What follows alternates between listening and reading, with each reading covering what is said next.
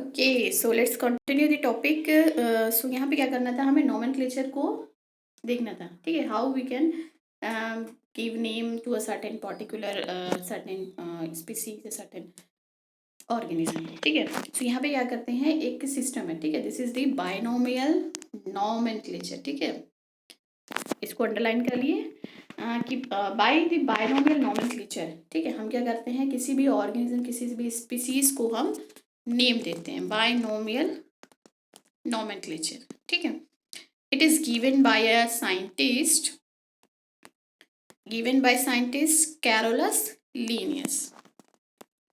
ठीक है, Carolus Linnaeus is known as the father of taxonomy also. ठीक है, and what is taxonomy we will discuss later. ठीक है, so nomenclature क्या है, it is given by, we can write here, it is given by the scientist, yeah, given by, proposed by Carolus Linnaeus. ठीक है,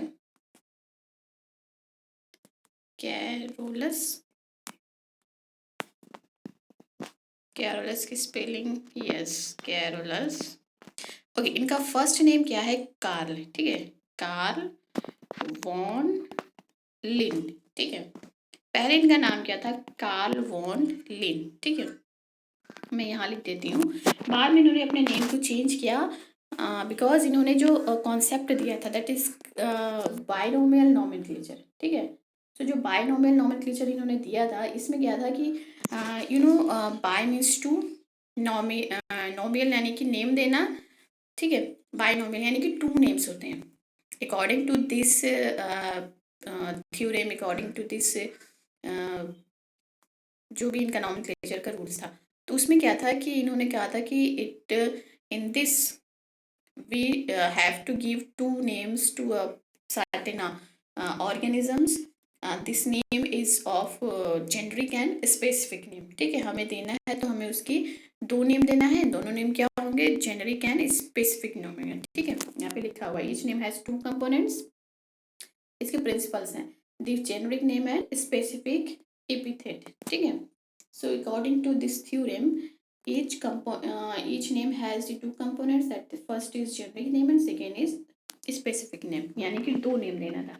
इसलिए इन्होंने क्या किया था, अपना नाम जो है, उनका नाम था कार्ल वॉन लिन, इन्होंने अपना नेम चेंज करके क्या लिखा, कैरोलस लीनियस। ठीक है, Carolus Linnaeus. Okay, Carolus Linnaeus. Okay, तो हम इसको यहाँ पे ऐड कर सकते हैं। ठीक है, अब हम आगे देखते हैं कि इसमें और क्या चीज़ें हैं। ठीक है, सो फर्स्ट कि इनमें टू नेम्स दिए जाते हैं in this system, two names is given to this particular organism. ठीक है, दूसरी चीज़ इसमें और क्या क्या चीज़ें हो सकती हैं, देखिए, the scientific name of mango is written like this. ठीक है, यहाँ पे हम देखते हैं, this naming system given by Carolus Linnaeus is being practised by the biologist all over the world. तो सबसे पहले किसने दिया था, given by Carolus Linnaeus, which is practiced by all over the world. ठीक है, and this system, naming system using two word format was found convenient. Let us take the example of mango. ठीक है, तो हम यहाँ पे mango का example लिया गया था, जिसका नाम था मैग्नीफेरा इंडिका। ठीक है, तो इसमें आप देख लेंगे क्या क्या रूल्स हैं। अब हम रूल्स यहाँ से देख लेते हैं। फर्स्ट ये है कि biological names are generally in Latin. ठीक है, यानी कि लैटिन में होना चाहिए, किसी भी जगह के नेम हो। ठीक है, किसी भी जगह के वो कहीं से भी पाया जा रहा हो, अगर वो हमारे इंडिया में है, उसका नेम आम है, तो हम उसको आम नहीं लिखेंगे। ठीक है, या फिर उसको इंग्लिश में मैंगो बोलते हैं, उसको मैंगो नहीं बोलेंगे। यहाँ पे जो भी वर्ड होंगे, जिसका जो भी नेम है, उसको हमें लैटिन में लिखना है, यानी कि उसका लैटिन नेम लिखना पड़ेगा, लैटिन लैंग्वेज होनी चाहिए। ठीक है, लैटिन जनरली लैटिन में होगा and written in italics. Italics means कि थोड़ा सा तिरछा होना चाहिए। ठीक है, जब भी लिखेंगे उसको थोड़ा सा इटैलिक्स में लिखेंगे। दे आर लैटिनाइज और derive from Latin irrespective of their origin. ठीक है, लैटिनाइज होना चाहिए या लैटिन वर्ड से उसकी ओरिजिन होनी चाहिए। Second rule is the first word is biological name represents the generic, यानी कि फर्स्ट नेम जो है, first name should B generic name, like in Mangifera indica. अगर हम एग्जांपल लेते हैं, मैग्नीफेरा इंडिका. ओके, सो मैग्नीफेरा इंडिका यानी कि first name should indicate the generic and second name should indicate the should be indicated by the specific name. ठीक है, यानी कि फर्स्ट नेम जेनरिक होना चाहिए, सेकेंड नेम स्पेसिफिक होना चाहिए. यानी कि हमेशा जो सेकेंड नेम है वो उसकी स्पीसीज का नेम होना चाहिए. ठीक है, समझ में आ रही है. अब जैसे कि मैग्नीफेरा जो है वो उसका जीनस नेम है, उसके वंश का नाम है. बिकॉज क्योंकि आप मैंगो में देखेंगे, मैंगो एक ही तरह का तो मैंगो आता नहीं, उसमें लंगड़ा है, दशहरी है और पता नहीं क्या क्या होता है ना. तो उसमें क्या है तो सारे मैंगो ही एक ही वंश में आ रहे हैं, बट उनकी स्पीसीज अलग अलग होती हैं. कुछ टेढ़े होते हैं, कुछ बहुत बड़े होते हैं, कुछ खट्टे होते हैं, कुछ मीठे होते हैं, कोई चूसने वाले होते हैं, वैसा वैसा. ठीक है, सो इसमें क्या है कि उनकी स्पीसीज अलग अलग होती हैं. तो स्पीसीज को जो है वो हम बाद में लिखेंगे, पहले उसका जीनस यानी कि उसका वंश के नेम लिखेंगे. Okay, understand. Okay, next one is both the words in a biological name when hand retain should be separately underline. ठीक है, यानी कि जब भी आप किसी भी, ठीक है, किसी भी ऑर्गेनिज्म का साइंटिफिक नेम, अगर प्लांट्स है तो it will be botanical name, and if it's animal so it will be zoological name. ठीक है, तो कॉमनली हम साइंटिफिक नेम बोलते हैं. जब भी आप साइंटिफिक नेम लिखेंगे it should B underline separately, दोनों को अलग अलग अंडरलाइन करेंगे. अगर आपने एग्जाम में ऐसा नहीं किया तो your marks will be deducted for this reason. ठीक है, okay. Next one is the first word denoting the genus and second words. क्योंकि यहाँ पे ये कह रहा है एक बहुत ही जो है माइनर थिंग है इसकी. फर्स्ट नेम हमेशा आपका जेनरिक नेम ही हमेशा याद रहेगा, but it's generic name should be started by a capital letter. ठीक है, हमेशा कैपिटल. हम दोनों नाम जब भी स्टार्ट करो तो कैपिटल से स्टार्ट करना चाहिए. ठीक है, नेम हो चाहे वो किसी शहर का नेम हो, किसी स्पेशल पर्सन का नेम हो, तो यानी नेम को आप हमेशा क्या करते हैं, कैपिटल लेटर से स्टार्ट करते हैं. तो यहाँ भी आपको जो होगा in generic name first letter should be capital, but second जो आपका नेम है it's a specific name, it should be started from a small letter. ठीक है, यानी कि यहाँ पे इंडिका है तो यहाँ पे देखना आप इंडिका में आई है, स्मॉल आई. ठीक है, तो हमेशा आपको क्या करना है, जो स्पेसिफिक नेम होगा वो स्मॉल लेटर से स्टार्ट होगा, generic name started by the capital letter. Okay, so this the 4 rule, इसको बस हमेशा माइंड में रखिए.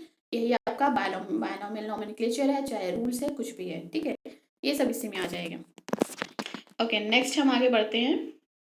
और एक और चीज़ है, ठीक है, कभी कभी क्या कर सकते हैं कि किसी साइंटिफिक जिस साइंटिस्ट ने खोजा है तो वो उस नेम के आगे एक और नेम ऐड कर देते हैं. ठीक है, वैसे तो बायनॉमियल नोमेनक्लेचर में 2 ही नेम्स होने चाहिए, बट यहाँ पे क्या लिखा है, name of the author appears of the specific epithet. ठीक है, यानी कि अगर जो है किसी साइंटिस्ट ने खोजा है तो वो स्पेसिफिक एपिथेट के बाद वो अपने नेम को अपीयर कर सकता है at the end of the biological name. ठीक है, and is written in abbreviated form such as Mangifera indica Lin.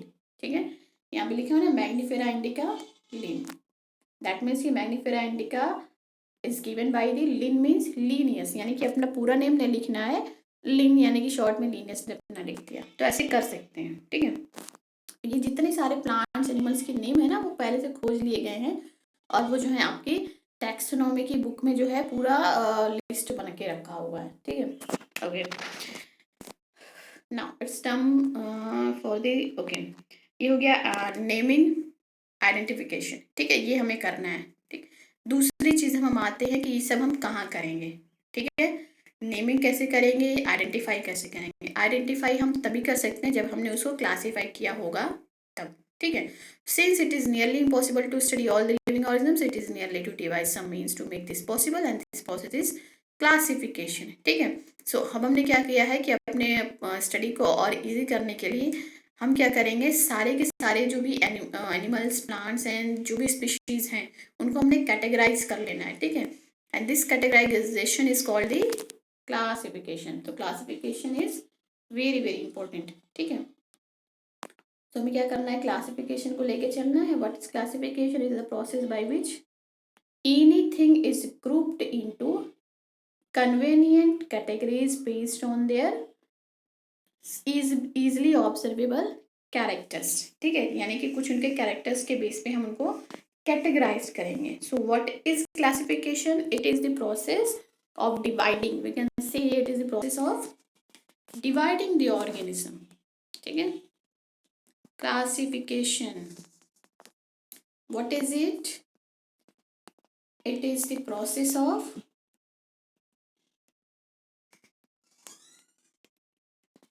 process of dividing of organism, dividing, categorizing, और हम उनको कह सकते हैं कि ग्रुप में डिवाइड करना. ठीक है. Dividing the organism into groups. ठीक है. Into categories. Dividing the organism into groups and on the basis, ये जरूरी है. ठीक है. On the basis of their recognizable और observable characters, या फिर उनकी similarities and dissimilarities के basis पे कर सकते हैं. ठीक है. On the easily observable characteristics. ठीक है. जो आसानी से हमें दिख जाए. Observable characteristics. Okay. So first हमें क्या करना है, पहले क्लासीफाई करते हैं. ठीक है. क्लासिफिकेशन तो ऑलरेडी कर चुके हैं. उसके बाद जो है आइडेंटिफाई करेंगे. देन उसके बाद नॉमेनक्लेचर करेंगे. यानी कि क्लासिफिकेशन में ही जो है हम ये सारी चीज़ों को करेंगे. ठीक है. Observable characteristic. ठीक है. Okay done.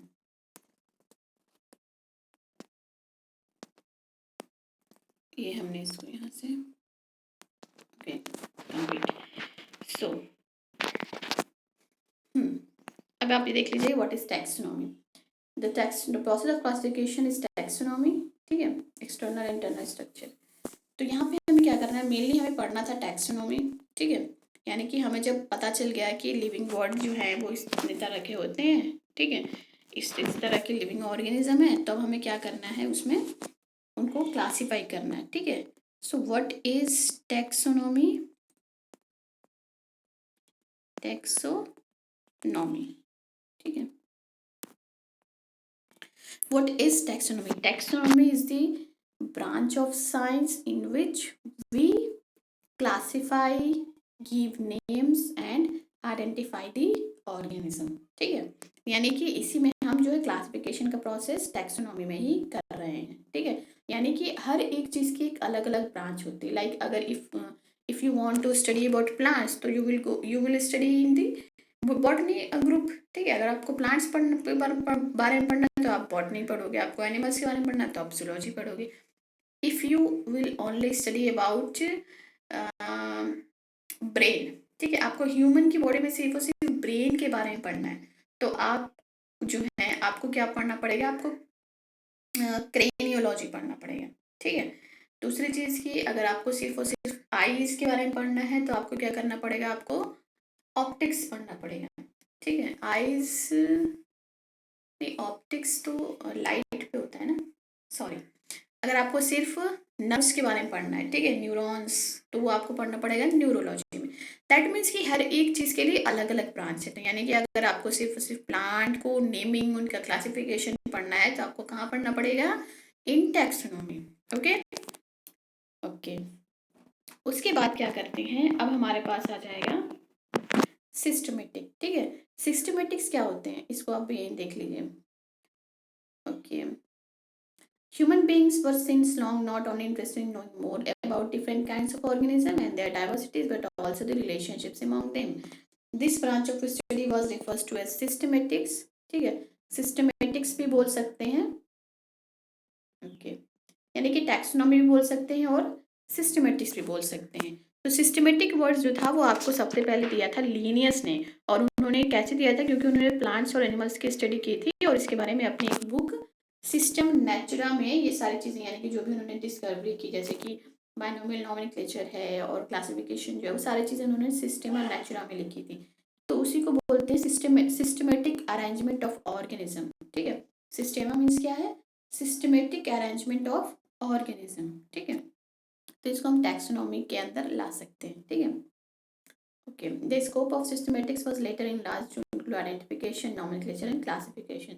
तो systematics में ही जो है आपके तीनों चीजें आ जाएंगी, ठीक है, identification, nomenclature and classification. Okay, okay, ठीक है. अब हम पढ़ेंगे टैक्सोनॉमिक कैटेगरीज इन दी नेक्स्ट वीडियो.